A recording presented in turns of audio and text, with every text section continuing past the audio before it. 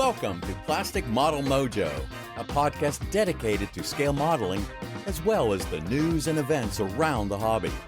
Let's join Mike and Kentucky Dave as they strive to be informative, entertaining, and help you keep your modeling mojo alive.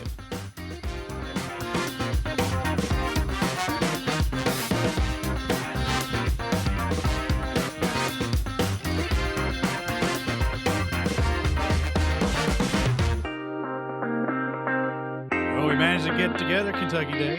Yes, a little late, better than never. Well, we were hoping to push this out a little bit, but now we may have pushed it a little too far. So Yeah, we'll see what happens the rest of the month, folks. But this is episode 163, and it's been a lot going on. Yes, And there it has. should mesh well with some of our shop talk topics, I think. But Yes, although it was not planned that way. most of it's, well, that's not. But most of the stuff underneath those subjects is rarely planned. Yeah. Well, I wouldn't say Yeah. rarely, probably 50-50, but we'll get there when we get there. Yeah.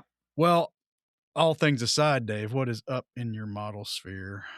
Well, a few things. Number one, on a previous episode, a listener wrote in to mention a app that they've been using that is kind of a tie-in modeling thing to app to track your work and your progress on different projects called Brush Rage. Yeah, I remember that. I downloaded it and started playing with it, and I could see the potential right away, but it wasn't immediately just completely intuitive.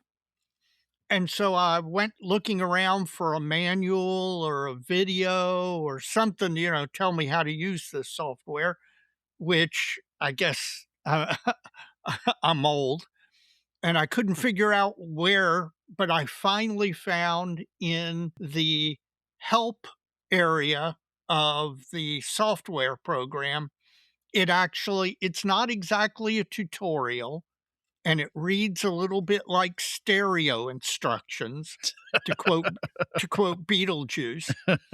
But it does lay out how you use the software and what the software can do, at least to some extent. So when I get back to the bench, which I haven't been to the bench much in the last 2 weeks for a number of reasons, which we'll discuss later, I want to play with this software more because it really does seem like it could be very, very useful for somebody who wants to track and record their builds and make notes and annotations and keep track of where they are on any particular build. So I don't remember who it was that recommended that. So if you're listening, please reach out because I'd like to talk to you more about the software or the app and how you use it. In addition to the other thing in my that's up in my modeling sphere is I've started tearing my hobby room apart. I've come to the conclusion that its current configuration not only does not promote modeling, I think it actually I managed to build a hobby room that actively discourages modeling. And Oh, so is it the clutter issue that's part of it. that's bumming you out when you go down there? That's a big part of it is the clutter issue, but also the layout and a number of things that are all related. But I finally, after sitting and ruminating for quite some time, I finally figured out, I need to bite the bullet and start a major renovation / redo. But of course, once you start that, it has cascading effects. Okay, well, I need to do this, but that means I need to do this first, and therefore I need to do that before I do that. And so Yeah. I think you call that scope creep. Well, no, I don't know if that's scope creep because you're doing it anyway. Right. It's the situation when you get into something like that. It's kind of like organizing your garage. Yes. There's this hopefully brief time at the front end that once you start cutting into it, it gets worse before it gets better. Yep. That's exactly what I've been experiencing. So good luck navigating that. And hopefully I'll be inspired to finally, once the new school year starts and I got a little more room down here, that maybe I can start pushing mine in the direction I really want it to go. Because I've been in this house a long time and come on, it's time for Mike to get something Mike wants in this house, I think. There you go. That sounds good. So what's up in your model sphere? Couple things. One is real quick, and all our amps conversations. We had some segments from amps, and we touched on it briefly with Brandon, and we've talked about it a little bit. But I was remembered after cleaning business cards out of my wallet over the past weekend that I forgot one. Uh-oh. CRS Tankworks. Yes. The proprietor is Cody Wiersma. Uh-huh. They're making 3D printed tracks, and I'm sure people are thinking, yeah, or so are 50 other people. Right. They're actually doing some LiDAR kind of 3D scanning stuff on their links to maintain scale fidelity, and they were real fun to talk to. Him and his friends were at their table, and I did they gave me some sample jerry cans, which weren't too bad, and then I bought their Italian M1340 tracks. I love the M1340. So that's cool. They're nice set of tracks, and they've got the sprockets with them, and they've got an adapter for the sprocket, so it'll fit either the Tamiya or the Itinerary kit because they're not exactly the same. Exactly. The way to go together. Sure. So CRS Tankworks, it's CRS Tankworks on Facebook. There's no web page just yet, but I'll put the email and the Facebook link in the show notes. But another option, I can't remember. I know they had probably track links with all the big German cats, and I think they had some Sherman tracks maybe. This is all going on memory, so don't quote me, folks. You're going to have to go look yourself, but I'll give you the information to do that. All right. In addition to that, man, I've just been following this Dragon DML drama. Well, I was actually going to mention that because it actually got brought to our attention due to our friend Stephen Lee. Well, no, I've been talking to Stu Cox, our club president, Oh, okay. a little Well, bit, or I commenting on didn't. Facebook to his posts. You know, the first announcement came out, and God, just watching people jump to conclusions, and I was like, this thing is really, really vague.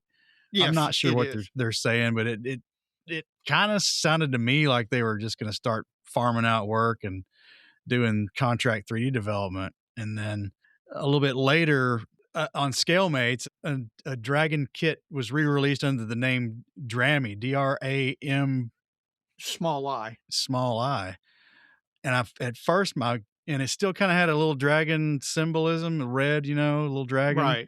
And I'm like, is that just a new abbreviation of some other incarnation of dragon models or dragon miniatures or whatever? So it looked like, maybe they were going to rebrand their stuff. And then Stu Cox had posted that original thing that Dragon had announced, the vague one. And I'd made a comment about this Drami thing and thought that was just at the time, at the time, like as months ago, it wasn't. It was like 2 or 3 days ago, right? This thing's moving kind of fast. Yeah. Tell me about it, brother. Thought it was just them rebranding their plastic side into something else for whatever reason. Right. Gosh, and I talked to somebody else. It might have been Stephen Lee earlier or later last week before the stuff he sent us today.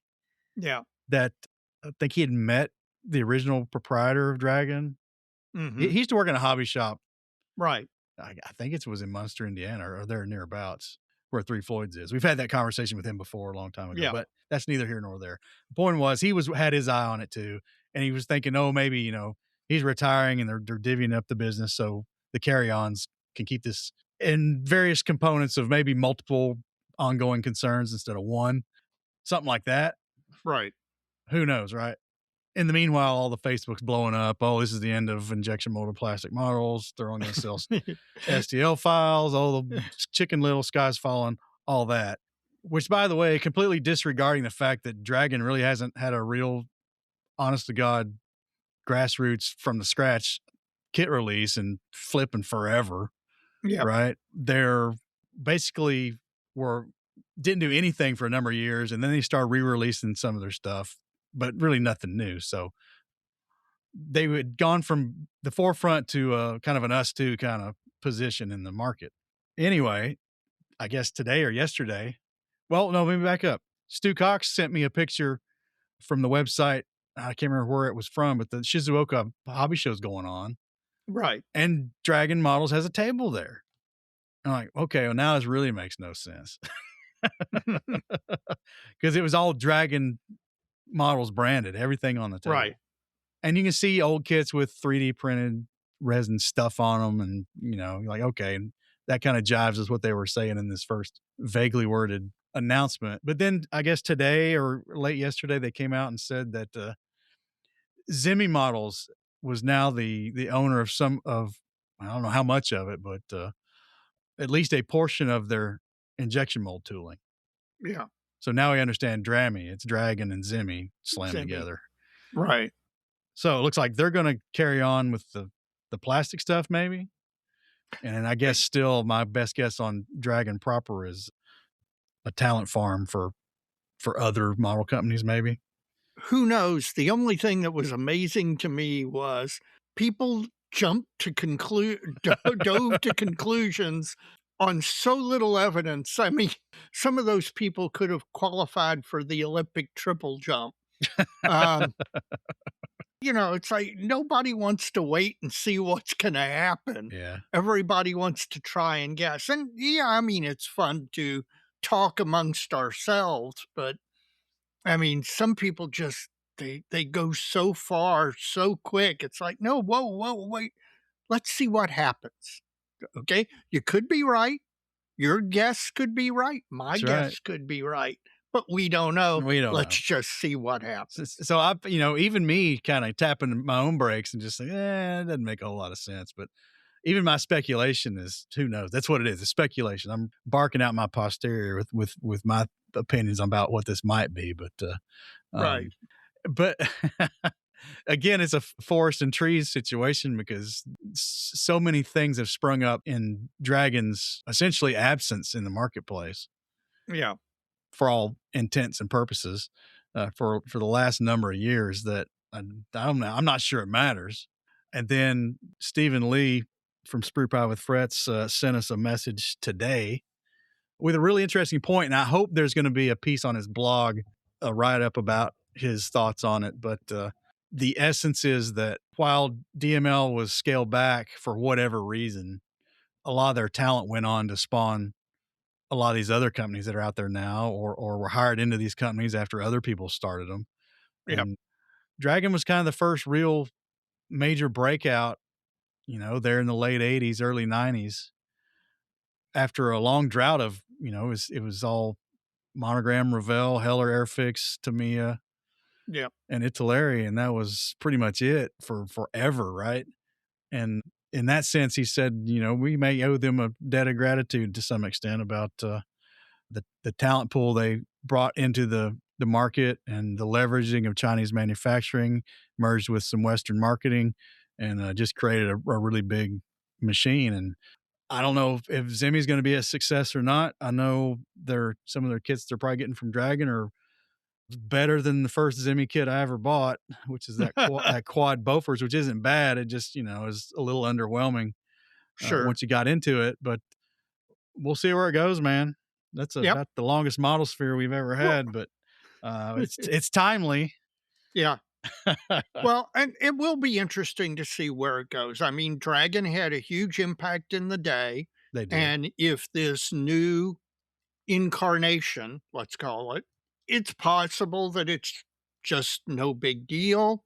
And it's possible that it's a second birth for Dragon. And so who knows? I'm willing to wait and see.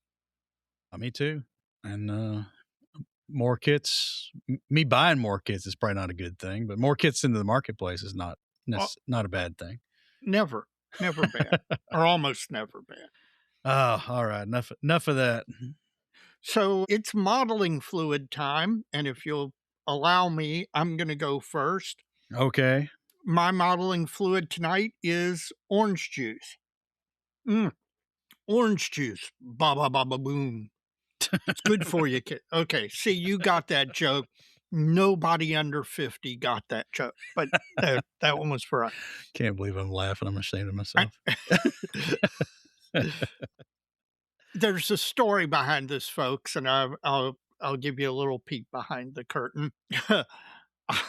I was rushed to the emergency room this past Saturday, unresponsive. Right now, they're testing me for a whole bunch of stuff. We may think that it was a re a reaction to medication that I've actually taken for quite a number of years. But the one upshot of it is while all this is going on, modeling fluid is off limits to me while I work this situation out. So my modeling fluid tonight is orange juice, which isn't bad. It's good for you. I'm glad you're upright, You and me both, buddy. back in the saddle for a while at least. Yep. Well, see, I can live vicariously through you for however long I have to go through this. You're going to be sorely disappointed. Oh You gosh. might pick somebody else. Uh-oh. Am I gonna start calling Evan? You may have to call Evan. He's a way more prolific modeler than me. All right, what do you got? Born at the forks of two rivers, Fraser and Thompson, North American whiskey. So it's not a bourbon, it's a whiskey. It's not a bourbon whiskey. Okay. It's a blend of Canadian whiskey and Kentucky bourbon. All right. Well, that would be appropriate for Heritage Con. Maybe. Yeah. Let me get through it. It might start an international incident. Okay. But we'll see. Okay, we'll see where we are at the end. I can probably assure you that my orange juice is going to be quite satisfying. Probably will. Nothing like a good glass of orange juice sometimes. That's right. Just don't drink too much of it, man. You might get some ulcers in your mouth or something. There you go. Well, man, the listener mail is tsunami-tus. Good. That's good. Which is good. That's what we want. We do. And I think we ought to get into it, or it's going to take a long time. It's going to take a long time anyway. You got it. Quite a few repeats, but they've brought back some new stuff and some updates into their situations. Ioannis Grammatikos, our Greek friend living in the United Kingdom, living in London. Mm-hmm. His current project is an Airfix 48 scale BF 109E, and he's trying to go full water-based acrylics on it after getting his airbrush competency on Tamiya, Gunzy Mr. Color, etc., with leveling thinner. Right. He's trying to get the same level of performance out of his water-based stuff. I'll be interested to see if he can do that, because that's always been one of the things that has prevented me from going that direction. Well, I think he'll get there. He's been appreciating re-listens on some of our Dr. Strange Brush episodes. Good idea. He likes Dr. John's approach. You can tell he's got a background in science. He talks numbers, ratios, and he's tried things out himself. Well, that's all true. You know, I think once you get really competent with an airbrush and paint mixing and stuff, it kind of gets to be a lot more intuitive, and the ratios and numbers are kind of, again, intuitive. Yeah. Touchy-feely, you know what I mean? You get a feel for it. You get a feel for it, but I think for folks trying out new paints and stuff, and you know, John is certainly competent with an airbrush, and if he still does it that way because he's got a scientific mind, more power to him.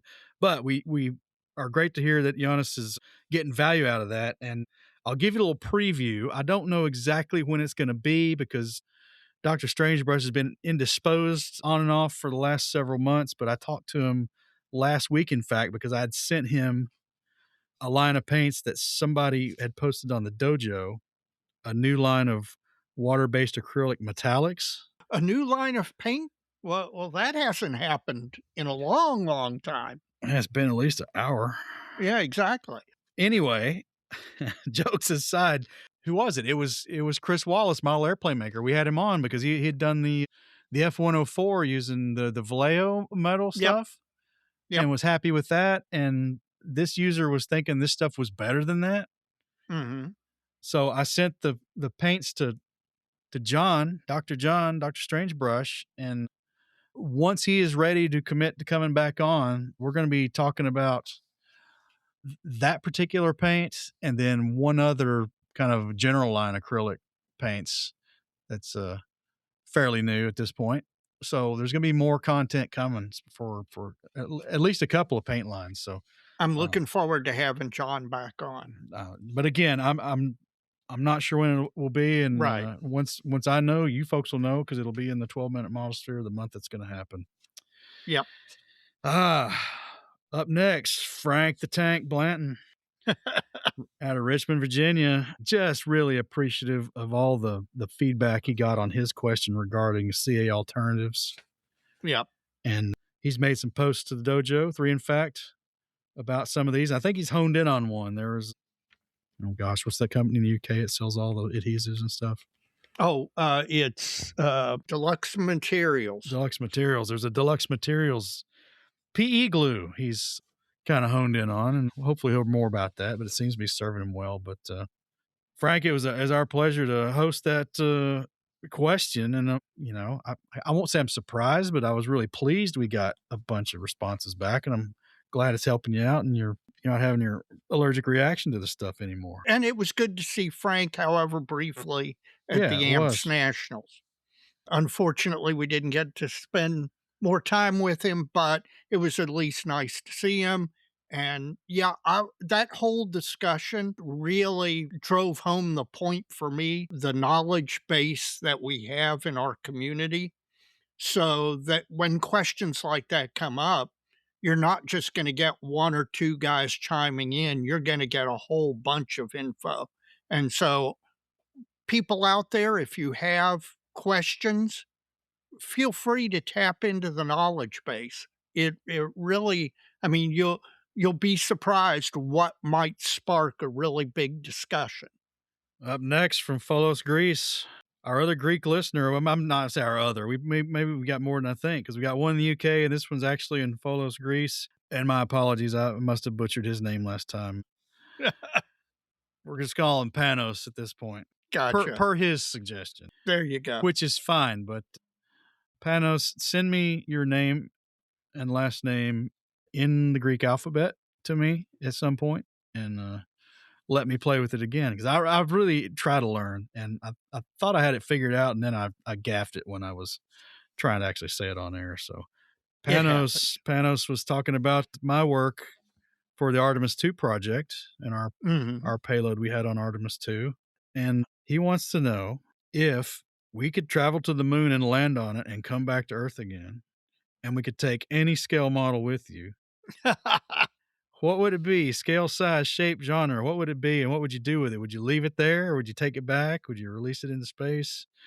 I would love to hear your thoughts on that. God, that's a great that's kind of an outside the box, off the wall question, but that's a great Got question. a big hypothetical, yeah. Yeah. So I want to hear your answer first. I've got one or two that I think. Oh, couple answers. Okay, whenever it happens, Artemis 3, 4, 5, whenever they actually stay on the moon for a little while, Right. I think it would be cool to build the Apollo lander and leave The it there. limb. Yeah, the limb, and leave it there. That was my first thought. We've known each other too long, man, because that was exactly my thought. My other one that is actually, I've actually thought about even before we were even knowing we were going to be doing something on Artemis. I thought it'd be cool to have like a 35th or 32nd scale astronaut, Mm-hmm. and then like hide him inside one of our payloads and shoot him up there and get him back later, and have that know it's been on orbit for X number of months at the ISS. Yeah.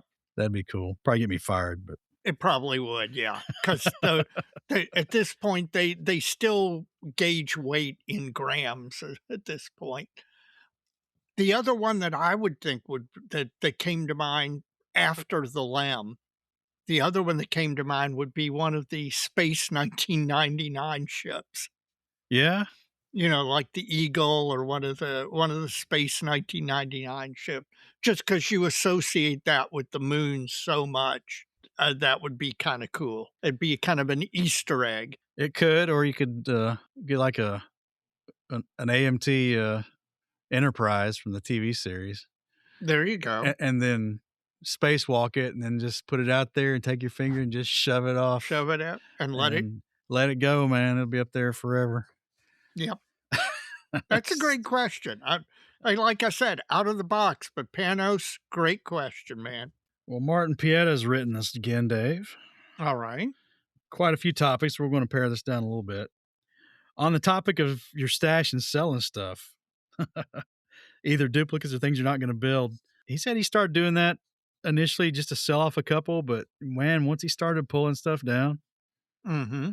then it was more and more and more, and he thinks it's a good thing. Well, and I think that some people start doing that just to pare down the stash, and I think that they, you know, how we derive enjoyment from acquiring models. Mm-hmm. I think some people find that they derive enjoyment from actually selling out of the stash as well. Either getting a kit to somebody who they know wants to build it, or just the sheer free market exchange. And, you know, there's a certain enjoyment that comes from putting something out there, finding somebody who wants it, and selling it to them, clearing out a spot in your stash, which you'll hopefully later fill using the money that you got from selling out of the stash. I can see how that becomes enjoyable in and of itself. I haven't got there yet, but who knows? The stash gets too big, I'll probably do it again. I know it makes no sense, does it? I know, but that's okay. It doesn't have to make sense. Well, James Miranda has written in, and he appreciated our comments about the Wine Country Model Expo. Mm-hmm. He wants to remind us we'd talked about getting the Winter Blitz via Yes. Southwest. Yep. Cheap, quick flight. He says that if we're coming from Louisville, Southwest can get it to Santa Rosa, which is about 20 minutes from Petaluma, where the expo is held, through a single connection to a place like Vegas or Denver. So it's not quite as far flung as we might see. It is not. You know, there's still, man, if we're hauling stuff to enter. To be honest with you, if I'm going to the wine country, I think the model wife would insist on going too. I think so. She may not want to go to the model contest, but she's going to darn well insist on going to the wine country. Probably is. I think she'd probably have a companion to go with her too if I was coming that way. And he wants to confirm that the modeling fluid at the post-event social was up to their wine country standards. Well, I had no doubt. Well, James, you're welcome for all the coverage, and it was a pleasure, and we appreciate the folks who were there writing back, because nothing bad was said about it. Let's just say it that way.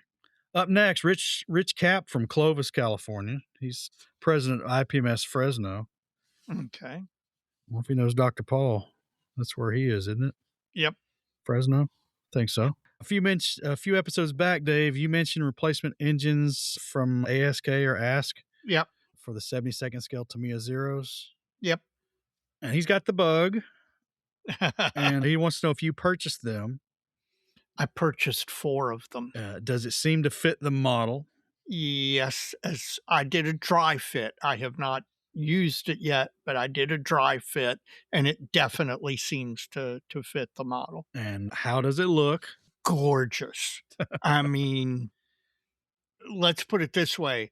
I've got one in primer just because I wanted to prime it, because sometimes that helps you see the details that just the regular 3D print you can't tell. And it's so good that it inspired me to want to do another Tamiya Zero and do it with the cowling completely off to expose this beautiful engine. I mean, it's gorgeous. And finally, how was your purchase experience? Very, very good. I bought directly from Art Scale in Ukraine, and this was actually at the height of the tariff mess when nobody knew exactly how all that worked, but they actually did all the work at their end. I got the price, shipping, everything. This is it. and and you know what's amazing to me is how, and this applies not just to art scale in Ukraine, but it's amazing to me how quickly stuff from Europe usually ends up here. I mean, my Hanitz orders, there have been some that didn't take 4 and 5 days. I ordered from AK and had it in less than a week. That art scale order, it was maybe 7 or 8 or 9 days. Modern logistics is a modern miracle, and man, I've just been nothing but amazed at how quickly stuff ships. Back to his question, I ordered direct from Art Scale and had absolutely no problem with them. Well, there you go. So if you got the itch, Scratch it, man. sounds like when you need to scratch. Yep. Well, we've got an email from Evan's friend Michael Reese, who we met in Madison. Yeah, Madison. Yes, that was in Madison. From Germany. He's got a YouTube channel, Hamilcar Barkus, Yep. a modeling show there. And he is written in to talk about his repeat attendance to the Motion show in Hungary. You know, we need to connect him with Adam Coleman, because Adam goes Yep. over there every year. Yep, we do. That'd be fun, because they're both good guys. Yep. Anyway, just he can't say enough about this show, really. He knows not everyone can immediately do so, but he can urge any modeler to experience this show in person at some point in their modeling life. And everything I've heard about that makes me want to get over there and go. And it must have a big draw, because he met some folks from modelers from South Africa in person there. Yep, I can believe that. Can't imagine, or don't think he's ever met anyone in person from South Africa before. And he says he's been to 5 shows this year, 2 in Germany, 2 in France, and Motion in Hungary. May calm down for the rest of the year. But he's considering Heritage Con, because we, quote unquote, keep yapping about it. Well, it only gets better and better, man. It does. And then finally, after making sure we all knew that this was a show that everybody should try to get to, which I really appreciate, because of all the foreign ones, this is the one I'm kind of really interested in for the most part, in a hierarchy. For a number of reasons. Yes. I mentioned Berliner Weisse modeling fluid last episode. Yep. Michael's a Bavarian, so he didn't take too kindly to that. So he's gonna stick to his Hefeweizens. Good for him. I agree with him. Bavaria for the win. This is kind of an update, primarily for us, but he's got one tidbit in here that other folks may want to hear about. But Mark Doremus from Seattle, Jim's country, has written us in, and folks may remember we talked about on the show. He had a house fire some time ago. It's pushing a year, maybe more at this point. Yeah, he'll have to remind me. But they're finally back in the house, functioning kitchen, modern bathroom, all the whistles and bells. Seems all his ideal locations for modeling space got assigned different duties. Oh, man. Yeah, no kidding. But he's got a dedicated space now. He sent some pictures. He's got some finished work to do. But hey, man, take what you can get for now and then start lobbying later. Exactly. For better space. You deserve it. Yeah. And everybody check your insurance policies. That's right. He liked our episode with all the sound bites in it, especially the interview with Aaron Skinner. Mm-hmm. He didn't realize that round 2 was actually releasing new stuff. Yep, they are. And just thought they were curating old AMT and MPC kits. That's how most people know them, but no, they are making new kits every year. Well, I want to say, and I could be wrong, somebody will need to correct me, but it was, in fact, I think it was the episode of On the Bench that we were on here fairly recently. Julian was talking about how so many of the car kits on the market are really, really old and not so great kits. Yep. And unfortunately, a lot of those have AMT and MPC badges on them. Yep. Just because they're old American kits from the 60s primarily. Yep. I think AMT or round 2, I don't know under what badge they've done it, but has started putting out some new automotive kits. Yes, I believe that is correct. In fact, we'll have to talk to Aaron or somebody at round 2 and actually get the information on what new car kits they've been releasing. And then you got to wonder if they've done the math to see if any of those older AMT and MPC kits are worth revisiting for a retool. Yeah, I don't know. I mean, if they're still selling the old ones, you would think, but you'd also think if they're selling the old ones, there's no reason to invest the right, capital into redoing them. I don't know. I'm not in the model kit business. Also from Northern California, Bruce Bingston's written in again. He's in San Francisco, and I'd mentioned in episode 162 about my acquisitions of the Uwe Feist artwork. right. Bruce actually met him in 1972, May 1972, in a squadron shop, the one in Concord, California. Yep, Long time ago. The shop's long gone. A lot of those shops weren't around that long. yep. A couple of them were, though. Yes, they were. He had one of the old white cover Squadron in Action books, the Schützenpanzer in Action book, which is the half tracks, Right. the armored half tracks, 251, 250. And Uwe signed his copy for him with an annotation. So that's kind of cool. That's nice. That's a keepsake. And then somewhere he's got a sketch that Uwe drew for him that was a section through a Panzer 3 or 4 road wheel. And he says he can't find it right now, but when he does, he'll send it to us. So, Yes, I want to see it. he's also sent a YouTube link to a YouTube tribute to Uwe Feist and some of Mhm. his work. And I'll have to put that. I'll have to go watch the video, and then I'll put that in the show notes as well. Man, we got a lot of mail, Dave. I know. That's good. We're getting close, folks. Unless Dave's Yeah. got a bunch. Well, I've got a little. I've got Uh, a few.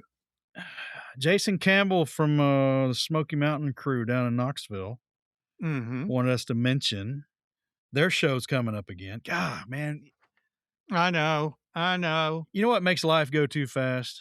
Yes. Is having a bunch of perennial events on your calendar. Yes. Man, that makes life go fast because it's like every stinking 2 or 3 months there's something you're doing again. It just seems like the last time it was there was just 2 Well, weeks ago.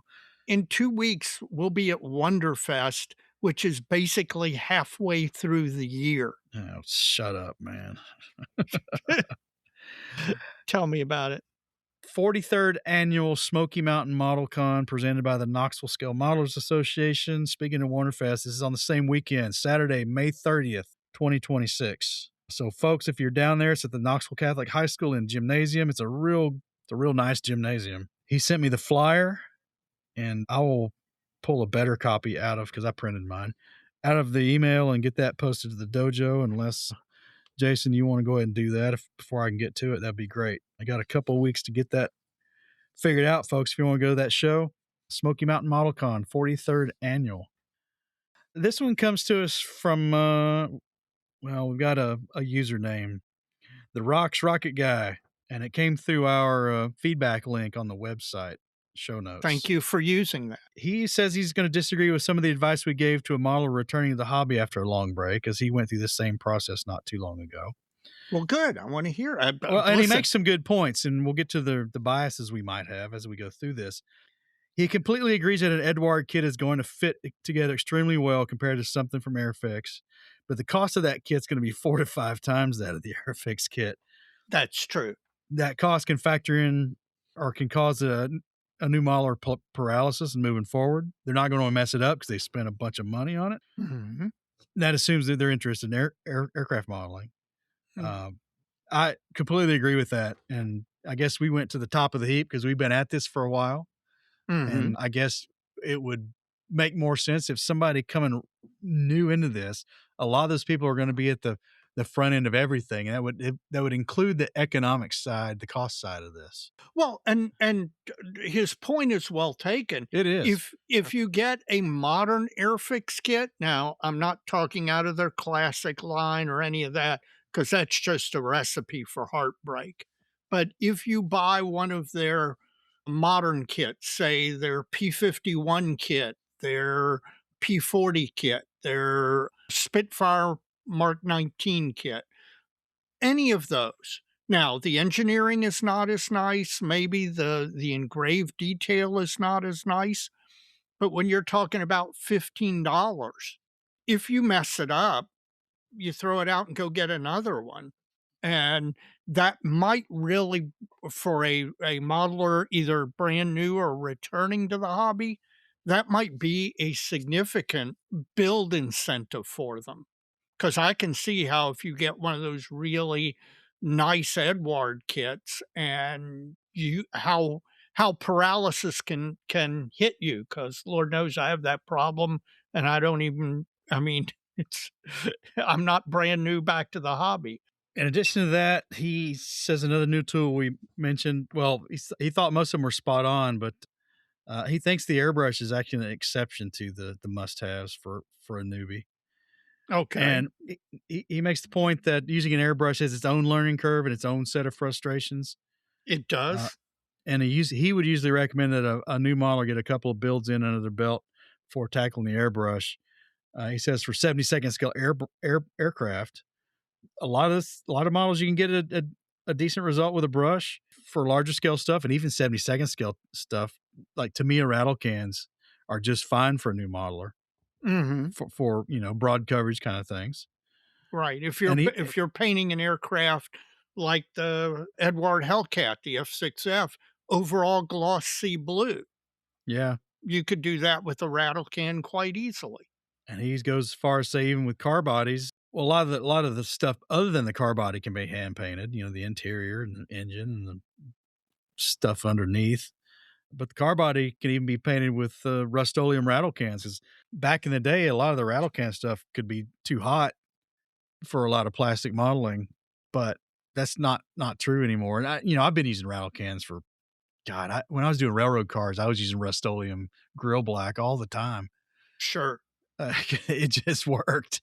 it So does. so he's right, and I guess his point is well taken for the learning curve for airbrushes, and I guess if economically it was feasible for you to chase the kit build and the airbrushing in tandem, the reason I would make the recommendation I did was that it's kind of the same reason. It's that learning curve. The sooner you can get into it, the sooner you're going to Yeah, get good at it. that is my thought exactly. It could be for some people, for maybe a significant swath of new modelers, it could pose just another challenge that would hold them back.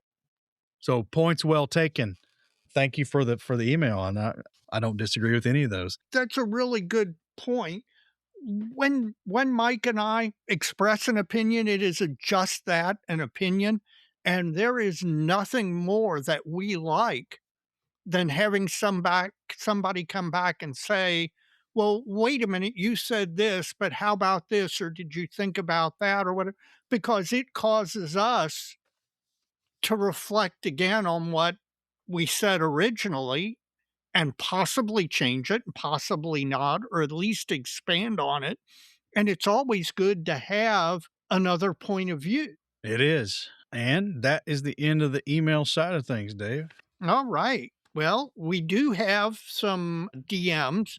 I've kind of whittled them down to a few that I want to mention. But first, by the time you all are listening to this, it is quite possible that SpaceX's Starship 12 will have launched and recovered. The reason I bring this up is, of course, our friend from down under, Dave Goldfinch, huge real space fan, and he and I, every time a Starship launch is going to occur, he and I start exchanging DMs, anticipating the date, and this has been no exception.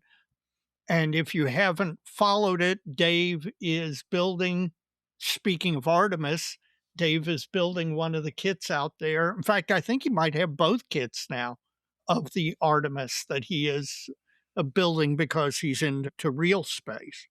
Next is our friend from England, Neil Gilborn, Yep. and I'll send the link to Mike to put in the show notes.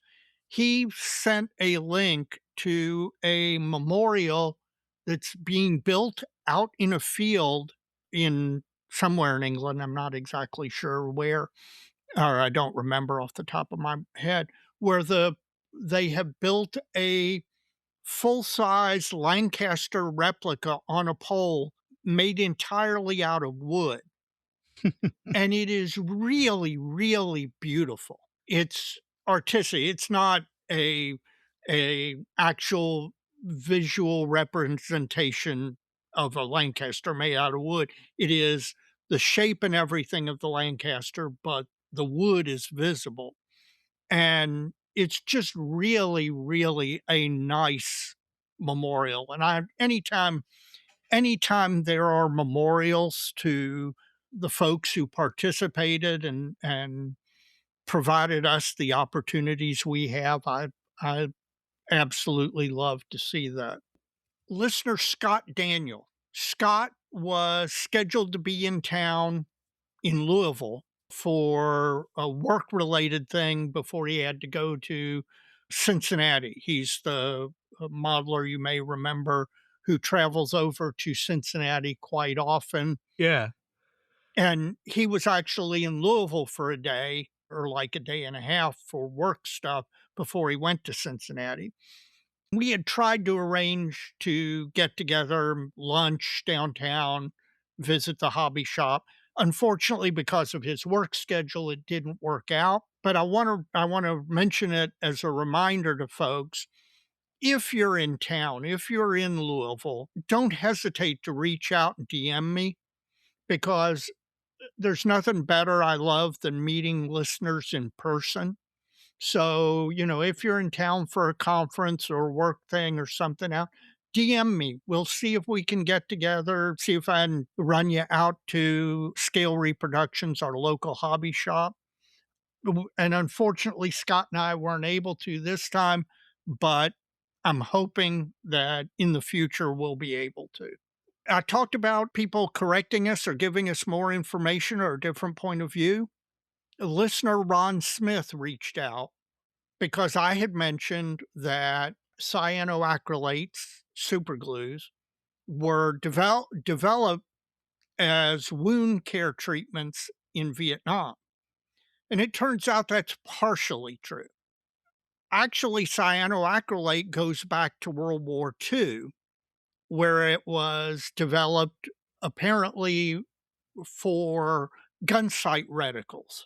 And that's where it was originally developed. And it was only in Vietnam where the medical community started utilizing it as a liquid suture, but it actually wasn't developed originally as a liquid suture.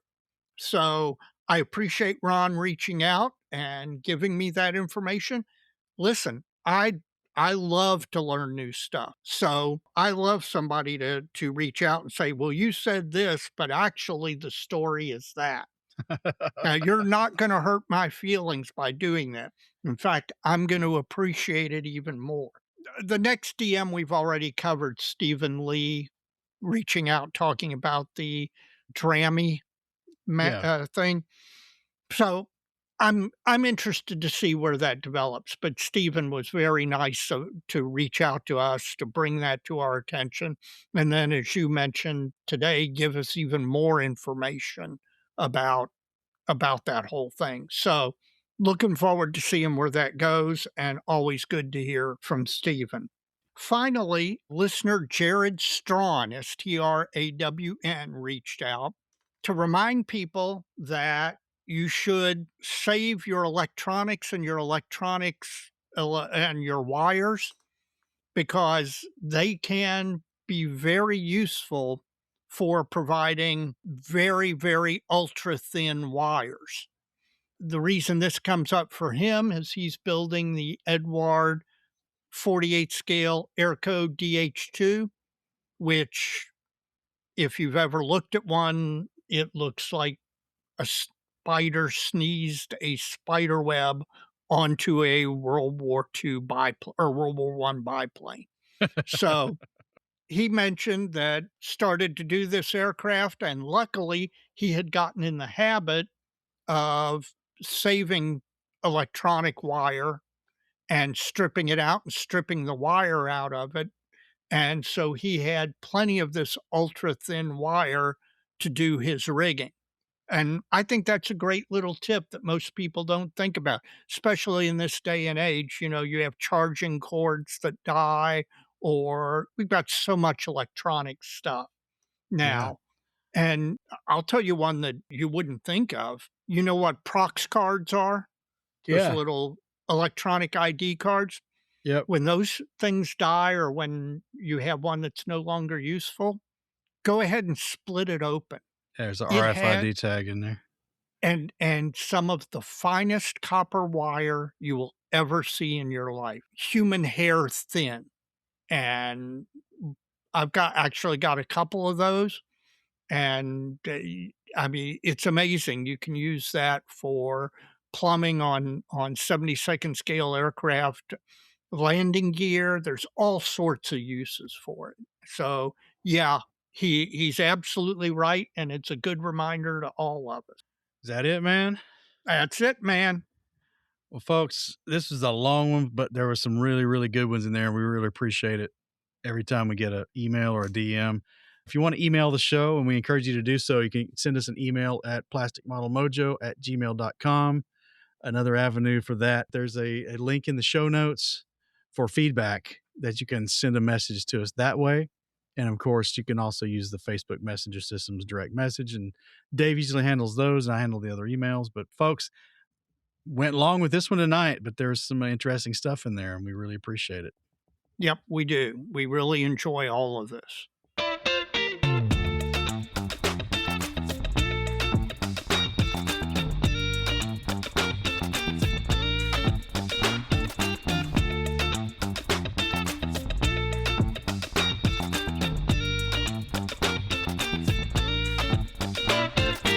Well, folks, we got a shop talk episode of sorts, and we got a few topics we're going to touch on. And I don't know, some of the other shows have touched on in the last 3-4 months, but we haven't, at least not as overtly as we're going to do it this time. And the first one, Dave, I think the posse had this one. Mhm. Why do we do this, man? Why do we build these models? For me, why do I build the models? I get, and then we emphasize this all the time. I get enjoyment out of it. I enjoy doing it, even when you get to the frustrating parts, which happen from time to time. Overall, I just really enjoy the hobby. I enjoy building. I enjoy learning. I mean, I'm constantly learning new skills, new techniques. Also, it's an outlet for history because I have a deep interest in aeronautical and aviation history. This is a way for me to express that and not to be undersold the social aspect of it. One of the reasons I do this hobby is so that I get to interact with some of the best people I know. I mean, almost all of my very close friends are people I've met through modeling. The people that I look forward to seeing once or twice a year at this model show or that model show are again people I've met through the hobby. I think as a guy, well, as a person, but particularly as a guy, you need to have a hobby. You need something to get away from life and be able to close the door and put all of the stresses of work and home and everything else on the other side of the door and relax. Now, some guys do that with golf, some guys do that with hunting. So, there's myriads of hobbies. This one works for me. This one I particularly enjoy. I've played golf. I do not enjoy that. And I don't think if I did it a lot more, I would enjoy it anymore. Whereas the more I do this hobby, the more I enjoy it. So for me, it's a combination of bringing history to life, doing something I enjoy, and giving me a connection to a bunch of other like minded individuals, all of whom, or almost all of whom, turn out to be really, really great people. I would agree with all of that, Good. but I think the social aspect, and we can get back to it in a minute after I rattle through my reasons as why I do this, Sure. was not a primary reason to get into the hobby at the No, front end. I would agree with that. Yeah. That was not the thought at the front end, but it turned out to be one of the reasons I continue in the hobby. So it's like like we hired some new person at work and they didn't know anybody in town. I'm like, well, I'm new here. What do I need to do to meet some people? I'm going to say, well, you need to take up modeling. Yeah. That might be bad advice, particularly if it was a guy trying to meet a woman. Well, that's different. But even the just the camaraderie side of it, I think if they were in for the long game, it would probably work out. Right. But it's not going to happen instantaneously. You're not going to be Right. playing racquetball with some dude you just met because you got into modeling, right? Right. Get into UK football and UK basketball in Lexington. You're going to make more friends much quicker. Oh, but back to why I do this. It's a lot of the same things, man. It's ever since I was, gosh, I don't even know how young I was. I was pretty stinking young. Just, I've always been a history enthusiast. Yep. And military history in particular. I don't know why. War is, I guess, categorized as the result of human failure at some Right. level, right? So it's certainly nothing to be. The act of it is not really to be venerated, I guess. That's not the point of the modeling, at least not for me. I think, I can go back to 1977. I guess I was in 78. I would have been 10. So I was 9 years old.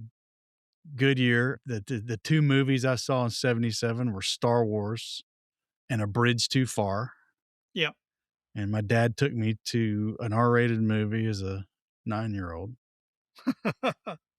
But things were different back then. The F-bombs were the same, but Yeah. it wasn't, it wasn't like a Quentin Tarantino movie.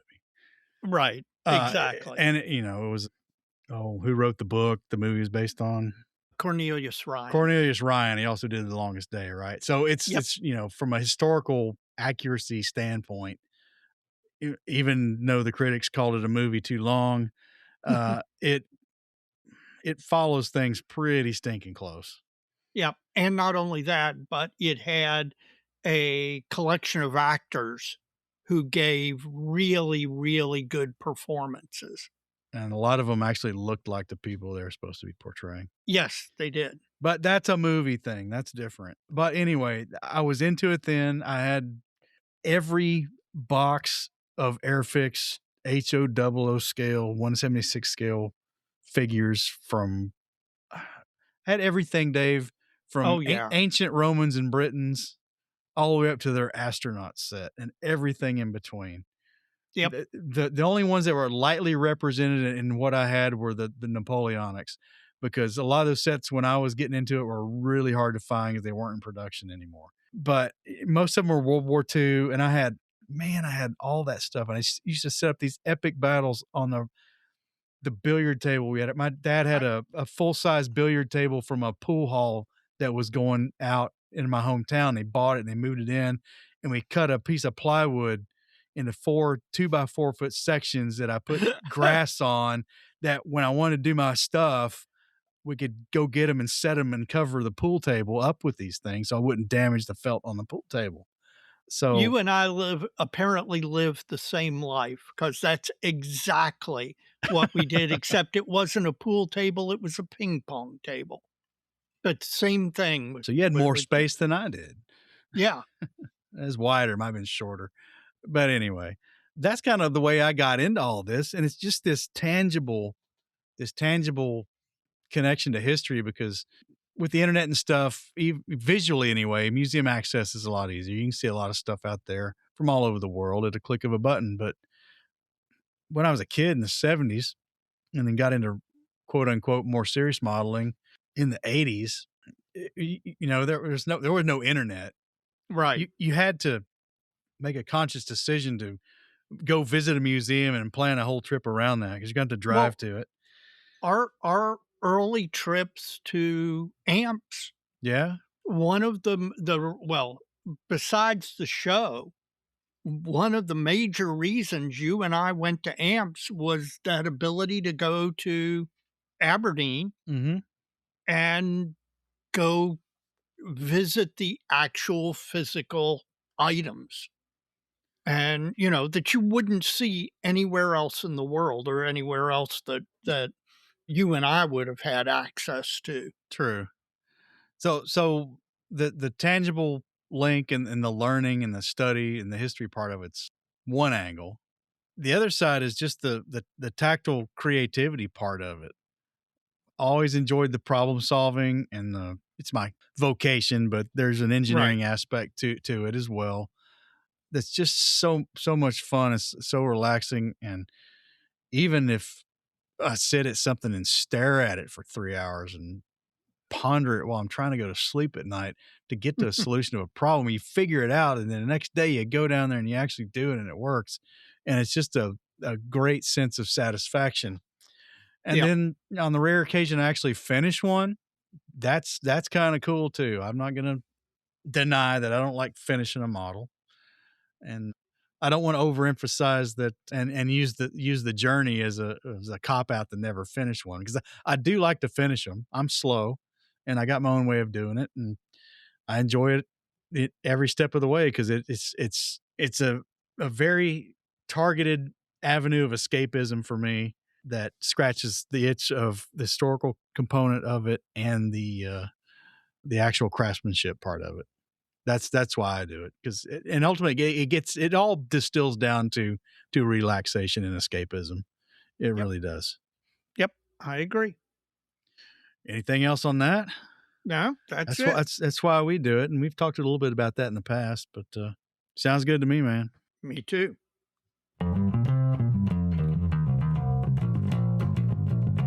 Well, this one's a hot topic: work-life balance. And I think the Yeah. model geeks had tackled this one a few episodes back. Yep. Man, you got to make choices sometimes, Dave.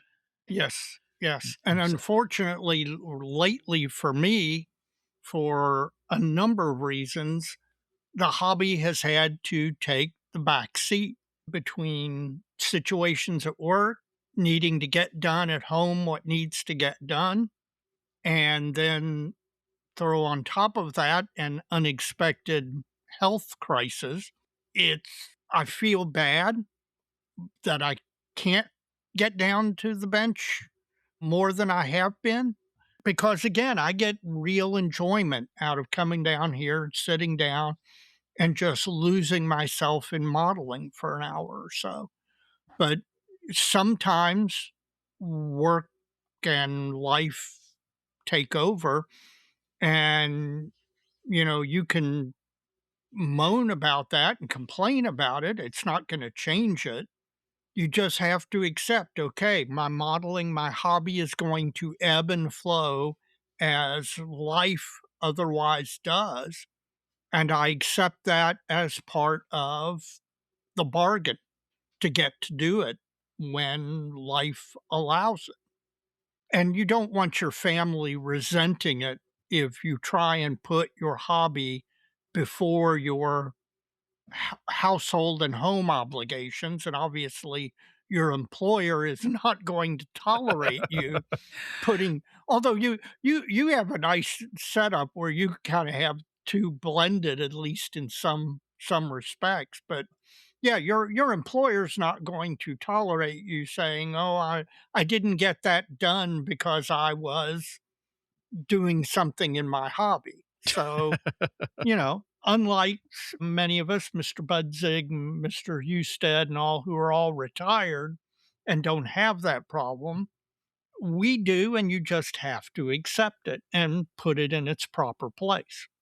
Oh man, so your setup's like mine. We're in basements, Yeah, and we're in a similar place right now. You've got one that's out of the house and one that's not. right. Your other one's about to be, and my other one's about to be. But until till summer's over, which I don't want to rush that through because I like summer. Right. um, we're we're in a very similar place, and because we're in basements, we are removed from what's happening above us a lot Yep. of the times. So what I always have tried to do, and I would say try, what I've succeeded at doing is if I'm down here and I've been down here for, I don't know, however long, hour, 3, 5, whatever it is, this is not a don't come interrupt me zone. Man, sometimes that would be a nice boundary to put on it, but it's not one Right. I typically do because I'm down here removed. They're up there doing their own thing, maybe together, maybe not. They're watching a show and I don't like to watch a lot of television or whatever. But if they need something, I'm up the steps. You Right. know, and if I've got something like an airbrush that's full of paint, I'll ask, hey, give me 5 minutes to clean this up to a point where I can leave it, which is usually not painting the nozzle, right? Right. Or whatever. I don't try to make myself unavailable. Well, and That's in one the thing I've never done. right, and the advantage of doing that, okay, is that when it comes to doing stuff for your hobby, your spouse doesn't resent it because you haven't done that. You've always made yourself available. And therefore, your spouse tends to be much more accepting of the hobby in general and maybe a specific thing you want to do. Take a day, an afternoon to go to a show or whatever it might be.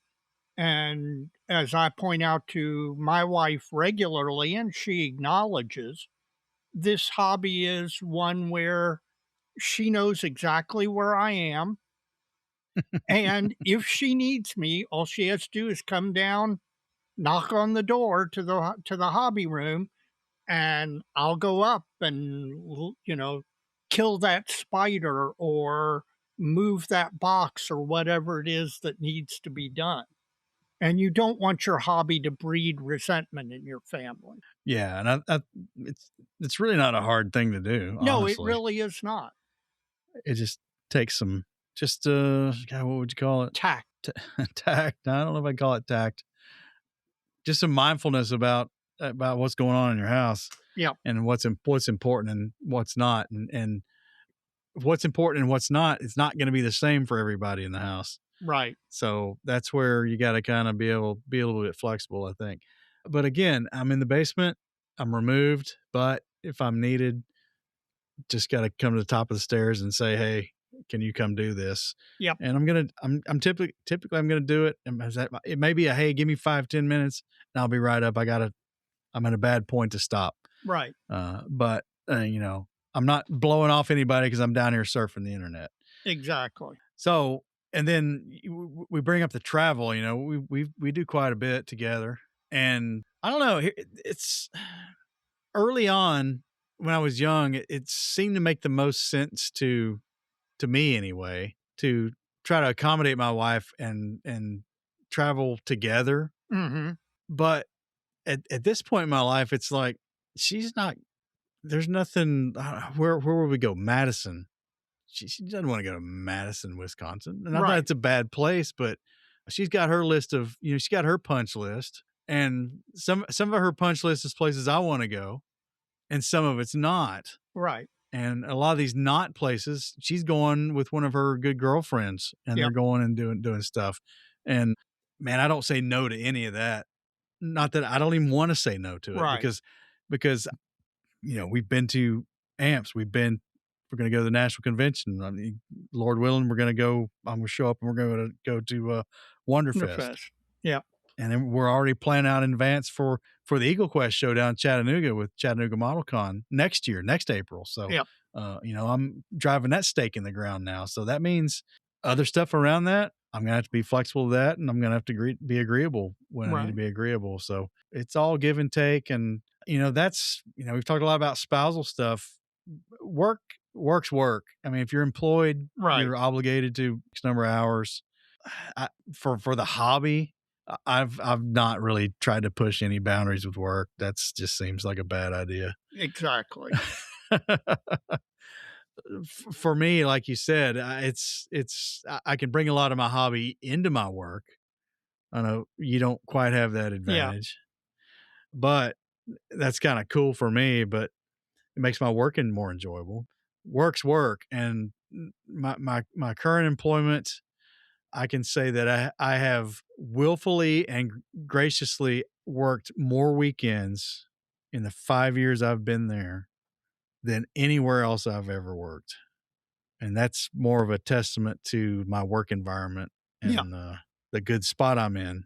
It's flexible enough for other work life stuff outside of the hobby that typically those have not been conflicting, and maybe they were a little bit at times, but it's just something I got to go do. But that's really not in the vein of what we're talking about here. But work life balance, life first, hobby second. Maybe Yeah. this would have been better phrased as life/hobby balance. Yeah. And But just give everything its proper priority. And while your hobby is important, it is not you should not be putting that above either your work or your family. agreed. Well, this one I don't know that has ever been tackled by any of the other shows of late. Maybe in bits and pieces, but the other two topics I knew who had done them, and because they were both fairly recent. But Right. contests and competitions, I know we've evolved here, Dave. We have evolved, and not only have we evolved, in my opinion, in fact, you and I have discussed this, contests and competitions seem to be evolving as well. to be And to be called other things. right, in a very positive direction, in my opinion. I'm not sure that 5 years ago, or 6 years ago, when we started doing this, that I would have foreseen what's gone on with contests and competitions and displays.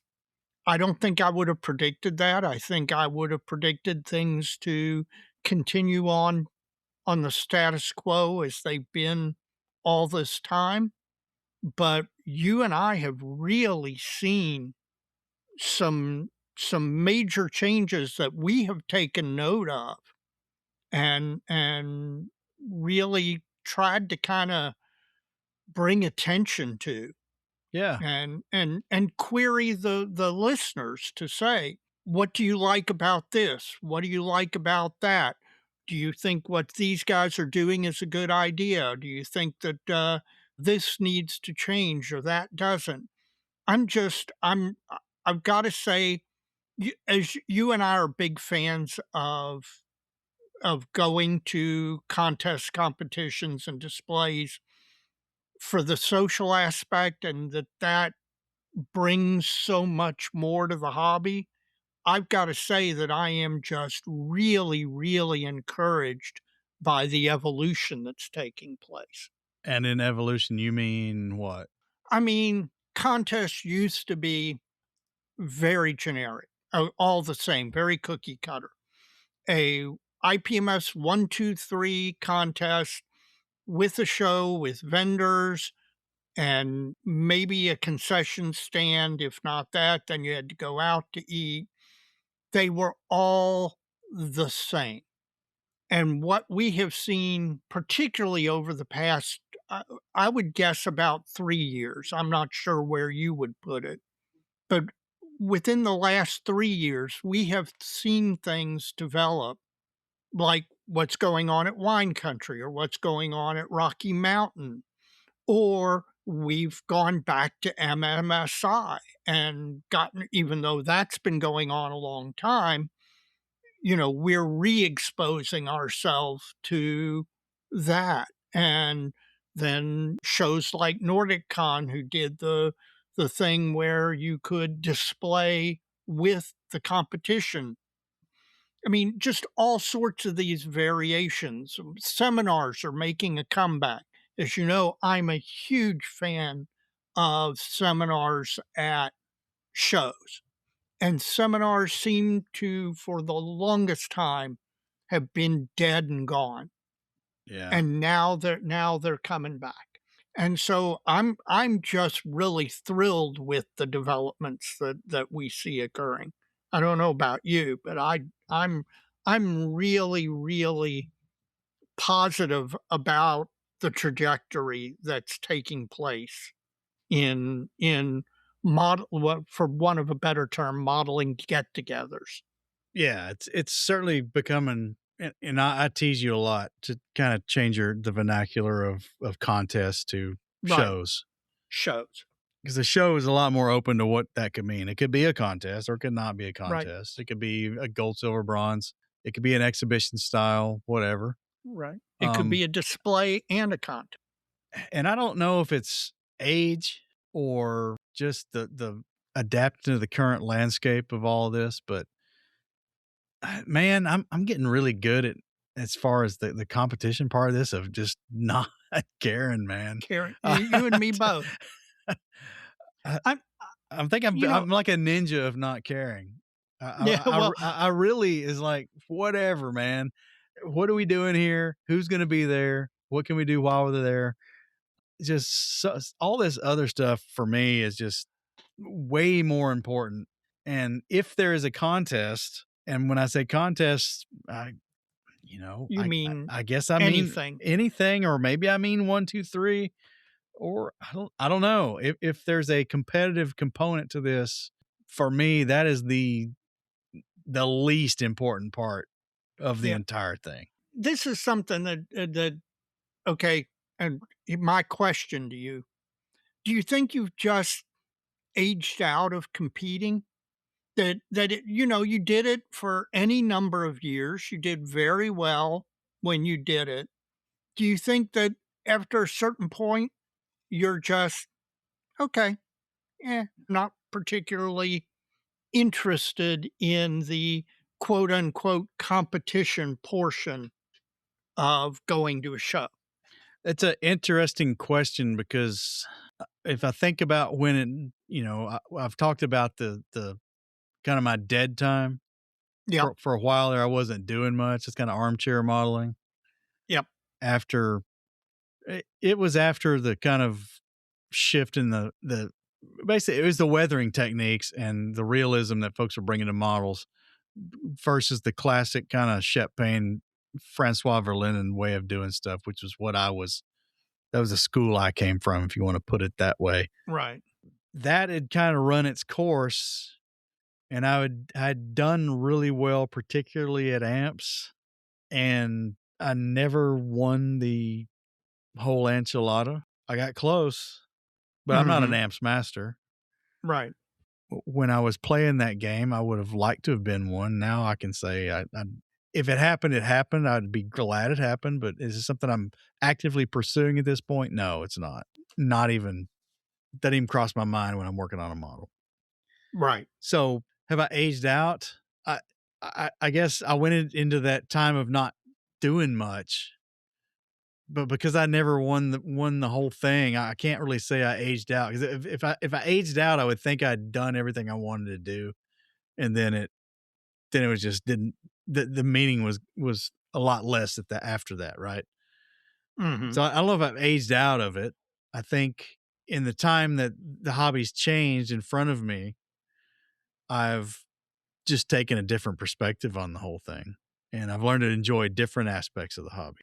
well, for me, I think when I was modeling and I was younger, I do think I was at least somewhat competitive, to the point that I built models for contests. I did too.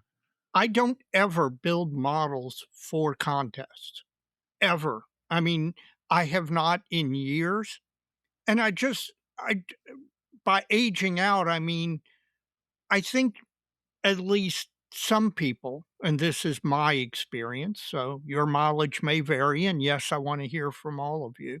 I just I don't care anymore.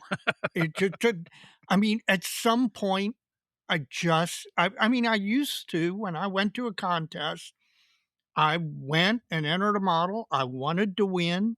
I didn't get upset if I didn't, I wasn't gonna throw my model across the room or do something stupid, but I cared about the results. Now I can honestly say when I do put a model down on the table, I honestly do not care at all what the result is. It doesn't matter one way or another. And, usually if I'm putting a model on the table, it's to support the local or to support the show that I'm attending. Because obviously, if everybody adopted my attitude, there wouldn't be any models on the table. And, that's a bad thing.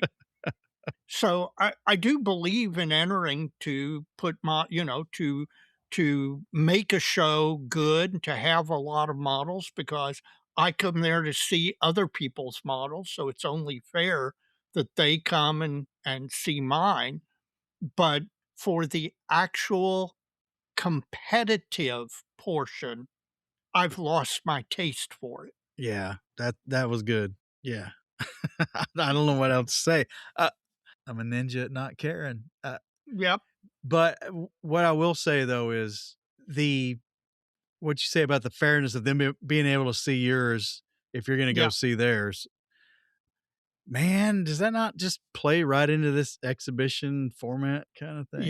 Yes, it does. And again, Jim Bates, if you're listening, you've got and I told you so, marker that you get to play it sometime because 10 years ago, Jim and I were having these discussions and I was like, exhibition is stupid. And now I am to the point where I'm not all the way to exhibition only, etc. I am 75% of the way there with, yeah, every show should have at least an exhibition portion, even if they have a contest as well. Well, we'll see what happens. I'd be interested in what other folks think of this. No, I want to hear from the listeners out there because again, these are things, there are thoughts, and I want to hear what other people think. And that's both agreeing and disagreeing with what Mike and I have expressed as our thoughts. Plastic Model Mojo is brought to you by Squadron. Head on over to squadron.com for the latest in kits and accessories, all at a great price and with great service. Check out their wide selection of kits and supplies, including a growing range of Squadron's own line of paints and 3D printed kits and accessories.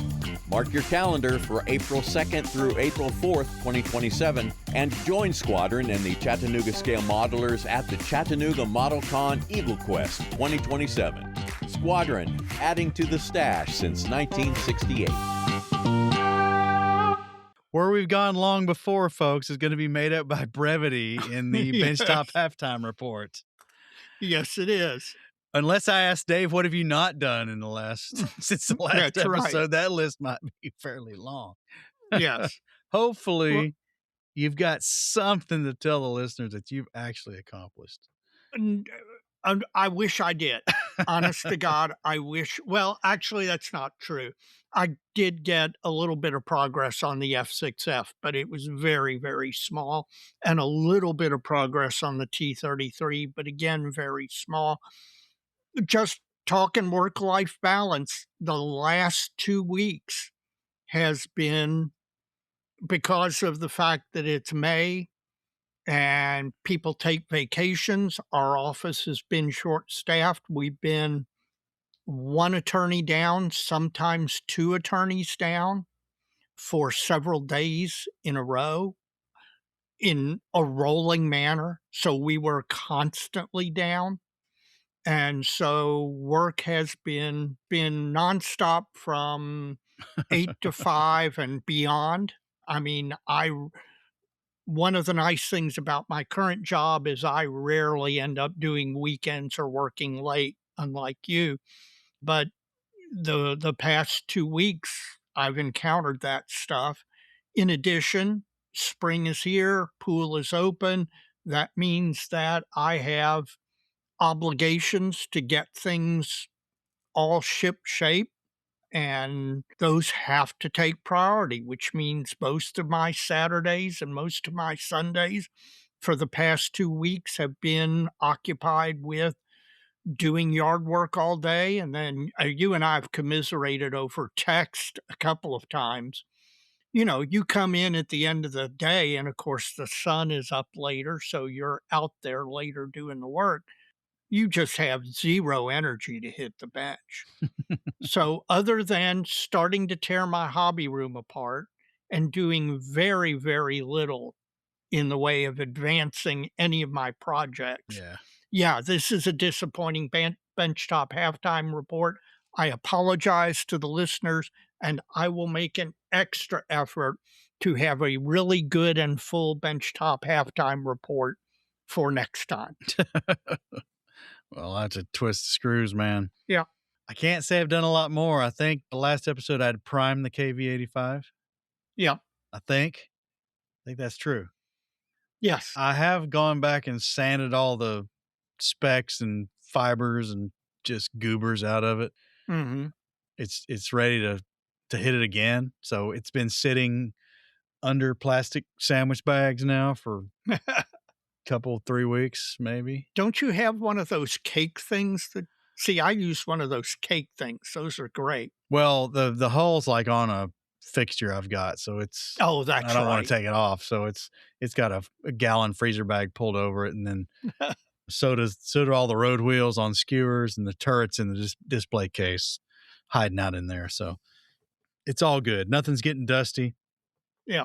Everything's getting sanded smooth and ready for a little more primer. Then I've not done anything other than Yeah. think about the process, and the painting process going forward is so far is not what I'm going to do. It's what books and magazines and build guides I'm going to go look at for some inspiration and some planning to figure out what I'm going to do on it. So not a lot of progress. So I'm not getting much more done than you, Dave. Well, good. That way you can't give me 40 kinds of heck. Model builders know Bases by Bill for innovative display solutions for any scale model project. Bases by Bill creates custom hardwood bases with engraved or full-color placards that include text, unit emblems, and national insignia for the perfect finishing touch on your next aircraft, armor, or ship. And when your aircraft project is complete, show it off in style. Choose from aircraft carrier decks from World War II to the modern era, or airfield-style bases that showcase any aircraft. With contest and show season here, Bases by Bill can also craft your club's major awards, plus 1, 2, 3, or gold, silver, bronze. A wide range of styles and options are perfect for clubs of any size and budget. Visit basesbybill.com, because there's always something new at Bases by Bill.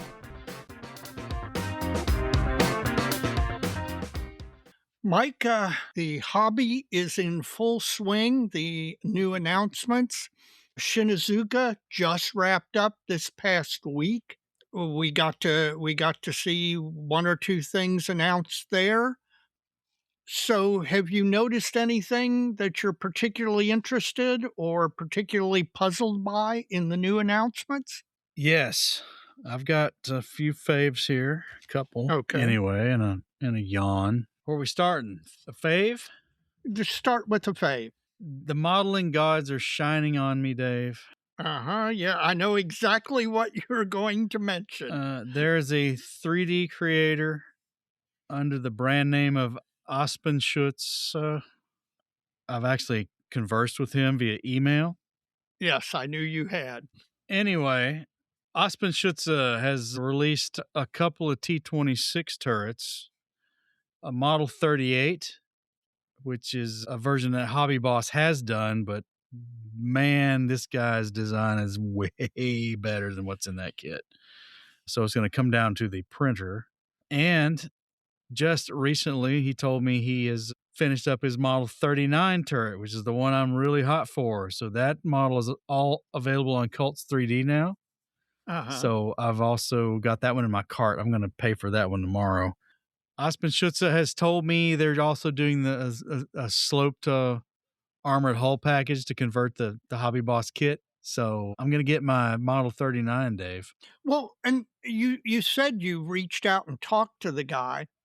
Your interests and his interests seem to overlap greatly in these particular areas. Did you actually have any conversation as to why he's interested in this? A little bit, but not enough to talk about here yet. But I think maybe I'll talk about that in the future. I asked him to be a guest, but his spoken English is not to the point that he feels comfortable coming on. So he sent me some information. Probably gonna give Aspen Schutz a little bit bigger of a shout out a little later. But I'll tell you this: this is pushing me toward buying a new printer. Yes, you and I have discussed this, and I'm all for it because there's a couple of things that I want printed that a new printer from you having a new printer would enable me to get. You're welcome. Thank you. What about you, man? I'll buy you a bag of is it a bag of It's a resin? What do they bottle, a come in? bottle. Bottle. I'll buy you a bottle of resin. How about that? Sounds good. You buy the new printer, I'll buy a bottle of resin. Well, first one I want to mention is something that I apparently missed. A couple of years ago, Wingsy, model company, I think out of the Ukraine, announced a D3A2 valve in both 72nd scale and 48 scale. And then nothing happened as far as I knew. As far as I knew, Wingsy never released the 72nd scale D3A2 valve. They've just recently released their 48 scale kit of it, and Harvey Lowe has a beautiful build of it online you can find. But apparently, according to ScaleMates back in 2023, they say Wingsy did release the D3A2 in 72nd scale. I don't think they did. I don't think I ever saw it. I only saw it announced. But apparently, Wingsy and Clearprop, who are another Ukrainian company, are somehow related or interconnected or something because this Wingsy 72nd scale valve is now being released by Clearprop. And I will get one. Now, I really want the earlier version of the valve, the D3A1, but I am more than thrilled to have the D3A2 as a good starting point because we've needed a new set of valve kits for a number of years. So, a fave for me is the Clearprop by way of Wingsy D3A2 valve in 72nd scale. You're next? Well, my next one, Dave, is from 4Art, Okay. who probably their most notable release has been S-Boat. It was their Yes. first release. That was way back when we went to Las Vegas. So that's not Yes, it was. that's not new at this point. But Although they did release several versions of it. they have, and they've got some other stuff out there that's worth looking into. They have announced a new tooled Panzer III Aus G in 35th scale, and I don't know. I'm really looking forward to seeing what this one's all about because I know the quality of the kits I've seen from 4Art, Mhm. and I'm really curious because this one's allegedly a new tool. Now, is the Panzer III Aus G a neglected No, version? I would say no. No, there's a Dragon kit of it, I'm sure. Okay.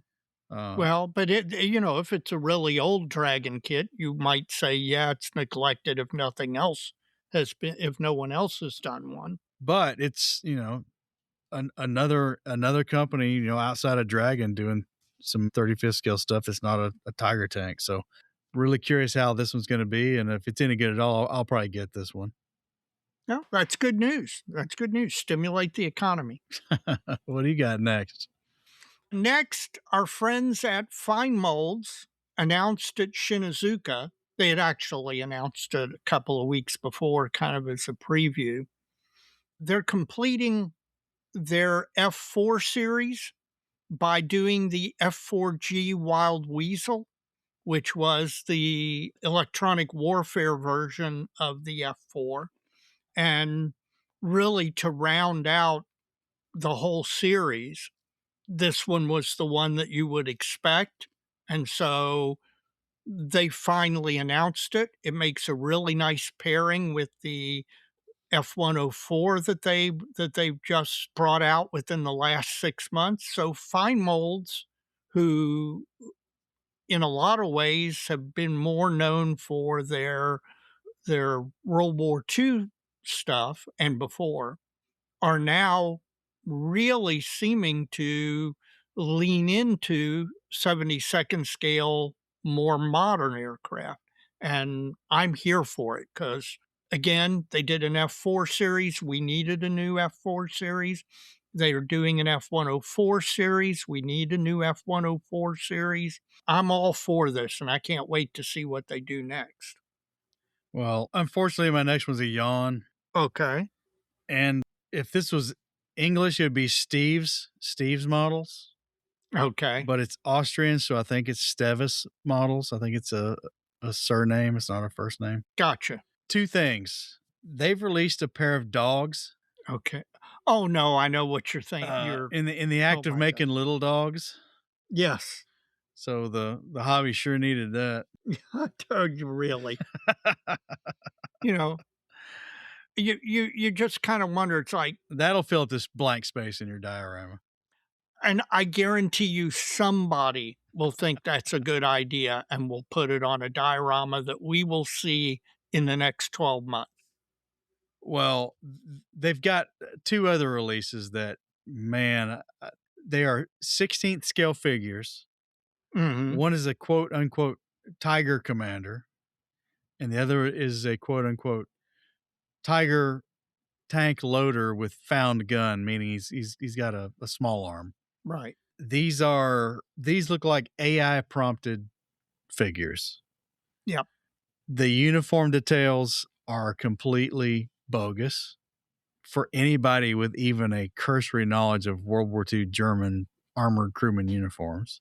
The small arm held by the loader with found gun is a AI generated approximation of an AK-47, not like a Sturmgewehr 44, which is at 100 yards is a little bit similar looking. Right.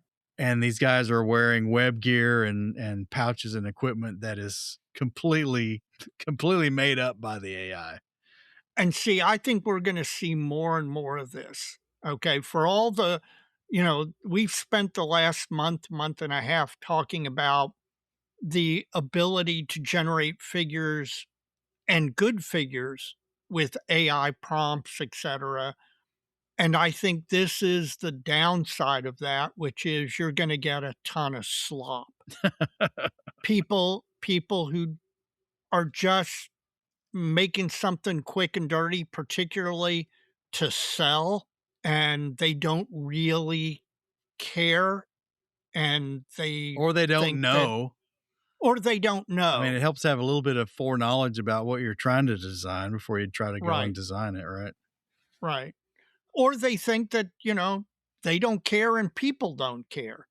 That, you can get away with AI slop and enough people will buy it to make it worth your while. It's almost free, right? Exactly. Yeah, exactly. While I'm really, really encouraged, enthused, and thrilled about the positive aspects of AI and 3D printing and the two things combined, there is an obvious downside with AI slop. And just as the technology expands, we're going to see more and more of that. And you're just going to have to be more and more discerning as a consumer. I'd say at some point we'll see less and less of it, which that gets into some scary stuff. So we won't talk about that on a modeling podcast. But Okay. at some point it'll know more than we know. That's that. You got any more? I've got one more, and it's a fave manufacturer called Ames, AIMS. It's a small cottage business run by Anglican minister, used to be out of England, but now he's in Central Europe. And he does some amazing, his specialty is Ju-88s and their variants, but he has a bunch of World War II German related stuff. And he has just come out with a decal sheet for the Ju-88, Ju-388L1, the late war Ju-88, Ju-388 that was manufactured right as the Germans didn't have enough fuel for their bombers. So a lot of the Ju-388s got built and then parked. And so there's some, because of the late war manufacture, there are really some visually interesting color schemes and variations because these things were manufactured from parts made in different places. But he's got a decal sheet for the Ju-388L1 version. And again, I can highly recommend any of AIM's products. It's the antithesis of what we were just talking about. He is a cottage manufacturer who cares deeply about accuracy and quality. So I highly recommend his stuff. Plastic Model Mojo is brought to you by Model Paint Solutions, your source for Harder and Steenbeck airbrushes, David Union power tools, and laboratory-grade mixing, measuring, and storage tools for use with all your model paints, be they acrylic, enamels, or lacquers. Check them out at www.modelpaintsolutions.com. Well, Mike, we're almost to the end. How's your modeling fluid? This was given to me as a birthday gift from my mother-in-law. Okay. Who's very generous, never given me any grief about anything for the most part. That said, I think marketing departments see her coming. Let's just say it that way. Fraser and Thompson North American whiskey is a blend, allegedly out of Bardstown, Kentucky. Well, it is. It's from Bardstown, but 92% Canadian whiskey. Oh, wow. 8% bourbon. Oh, wow. And if folks go way back to the first season of Plastic Model Mojo, you can hear my comments about Canadian whiskey. I hear you. Not going to repeat them here, but I'm not sure they used the good Canadian whiskey when they made this. It's a little ironic. I know why she bought this. It's because it has a hang tag on the neck that has Michael Bublé on it. Okay. So if Michael Bublé sponsors this, it must be good because he's Michael Bublé. Exactly. The reverse of the hang tag says it's going to be strange liking whiskey. And I would say, yeah, especially after you drank this one. That is rich. I can't believe it. Okay. This tastes like a bad rum. It is a very sweet, buttery flavor to it. Uh-huh. My pipes need a much needed cleaning in the kitchen, and I think that's where this is going. Oh my! This is drain pour. In what are we in our 7th year? Yep. 6.5 years of Plastic Model Mojo. This, man, I don't know. This might be the worst one ever. Oh wow! This might be Screwball. Oh, I was going to say, you need to save it and have a taste off with Screwball. No, it's going away, man. This is, there's nothing. You could not make a drink that you would make with bourbon and put this in it and have it taste right. Right. Yeah. It's going to be strange liking whiskey. Wouldn't make a good highball. If you were saying, I want a rum and Coke, and you grab this instead of the Captain Morgan's, yeah, it might be okay. But, it's a rum and Coke, so who cares? Right. Not recommended. You're getting a thumbs down on this one, folks. Fraser and Thompson, North American whiskey. Well, sadly, I lived vicariously through you the one time you had a thumbs down. You still come out a winner. That's true, because I didn't have to drink it. Once you're on the back on the wagon, man, you don't have to fool with this. Yeah, I don't have to try that. I will tell you, my orange juice was excellent and got me through the episode. And now I'm full of vitamin C and vim and vigor and ready to go out and model. All right, man. All right. So we really are at the end of the episode. Do you have any shout outs? I've got two. Okay, I've got one. Well, one is the cursory thank you to all the folks who've contributed to Plastic Model Mojo through their generosity. We appreciate it. It's been kind of growing lately, and it's going to help us keep talking about its phase 2. I'm not going to dwell on it much more, but it's really going to come at some point this summer, hopefully. And everybody's making that a lot easier for us. All those avenues can be found at www.plasticmodelmojo.com or in the show notes of each and every episode.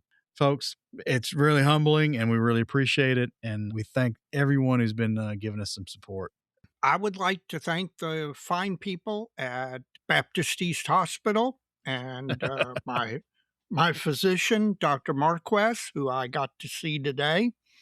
Obviously, going through something unexpected and certainly unwelcome. It's really nice to have a group of professionals who, from the moment you start dealing with them, you feel confident that they know what they're doing. So shout out to the folks at Baptist East and to Dr. Marquez. And hopefully things will be 100% back to normal very soon. I hope so, man. You and me both. Yeah, cut this crap out. Yep. Well, Dave, my last shout out is to not a new acquaintance, but a new listener, Adam Mann, who's like the third musketeer for Evan McCallum and Michael Reese. Yep. I forwarded you that email. Mm-hmm. And Adam, if you're listening, I really appreciate it. And I sent you a personal email back to express why, and just really appreciated it, man. Thanks a lot. And hopefully we can keep you engaged and keep you listening, because we enjoyed meeting you in Madison, and hopefully we'll see you again, man. Yep. Hopefully you make it to Fort Wayne. Anything else, Dave? Nope. That's it, Mike. I think we need to get out of here. I think we do too, man. I got to get to bed. I know you need your rest. Yep. Well, as we always say, so many kids. So little time, Dave. Take it easy, man. Take it easy.